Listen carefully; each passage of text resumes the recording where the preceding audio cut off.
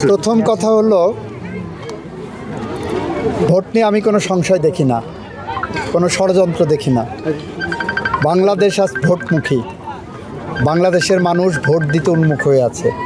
সুতরাং কারোর মনের মধ্যে যদি ভোট বানচালের কোনো স্বপ্ন থেকে থাকে, ওটা স্বপ্নই থেকে যাবে, কখনো বাস্তবে রূপ পাবে না। সুতরাং জাতীয়ভাবে ভোট নিয়ে আমি কোনো সংকটের সংশয়ের আশঙ্কাই নাই। দ্বিতীয়ত হলো, শৈলকুপায় সন্ত্রাসের রাজত্ব ছিল এক সময়। আপনারা যারা উপস্থিত আছেন তারা জানেন, গত 17 মাসে শৈলকুপার থেকে শান্তির জনপদ আর কোনো জায়গায় বাংলাদেশে ছিল বলে আমার জানা নাই। বিচ্ছিন্নভাবে দু একটি ঘটনা যদি কেউ ঘটানোর চেষ্টা করে, সেটা আমি বিশ্বাস করি আইনিভাবে মোকাবেলা করা হবে। সেখানে আমাদের নেতাকর্মীদেরকে ধৈর্য ধারণ করতে বলছি।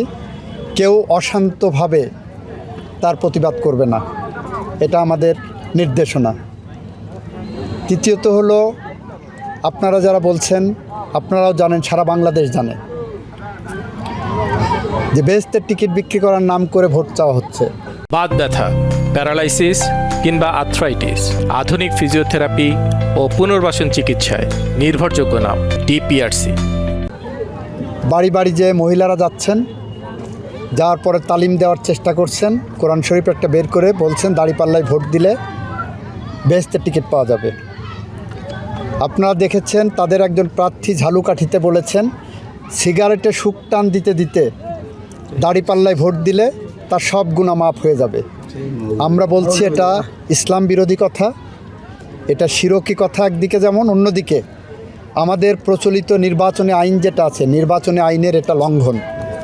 কারণ নির্বাচনী আইনে বলা হয়েছে, ধর্মকে অপব্যাখ্যা করে কেউ যদি নির্বাচনে ভোট চায়, সেটা হলো নির্বাচনের আচরণবিধি লঙ্ঘন। আমরা তার বিরুদ্ধেও কথা বলছি। একটা অনুরোধ করব, আজকে যেমন এসেছেন কুমড়েদা, বিশ্বাস করি না যে আপনারা কেউ সংখ্যালঘু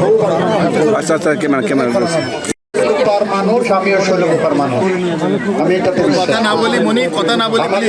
নৌকা এখানে পথ নাই, নৌকার কোনো প্রতীক নাই, দাড়িপাল্লা বা আর অন্য কয়েকটা প্রতীক আছে। সঙ্গত কারণে গত 17 মাসে শৈলকুপায় কোনো গ্রামে কাজে ডাঙ্কা হতে দেয়নি। সম্পর্কে একটা জনশ্রুতি আছে যে আপনারা নৌকায় ভোট দেন। এবার